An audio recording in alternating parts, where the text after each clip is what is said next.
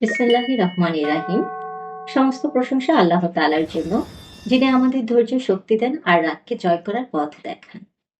দরুদ ও সালাম বর্ষিত হোক আমাদের প্রিয় নবী হযরত মুহাম্মদ সাল্লাল্লাহু আলাইহি সাল্লামের উপর, যিনি রাগের সময় নীরবতাকেই বেছে নিয়েছেন। প্রিয় ভাই ও বোনেরা, রাগ মানবিক, কিন্তু রাগের অধীন হয়ে পড়া বিপজ্জনক।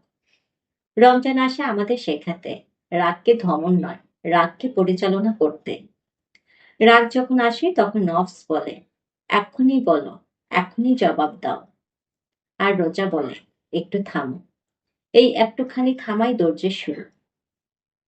দিনানুর বলে, রাগ শুধু মনে জন্মায় না, রাগ দেহও ছড়ায়। শ্বাস দ্রুত হয়, পেশি শক্ত হয়, কণ্ঠস্বর বদলে যায়। যে দেহকে শান্ত করতে পারে সে মনকেও শান্ত করতে পারে।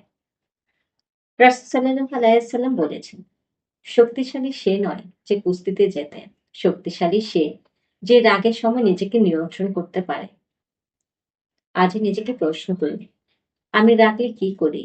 আমি কি সম্পর্ক ভাঙি, নাকি নিজেকে নিয়ন্ত্রণ করি? রমজান আমাদের শেখায় ধৈর্য মানে দুর্বলতা নয়, ধৈর্য মানে আল্লাহর উপর ভরসা রেখে নিজেকে থামাতে পারা।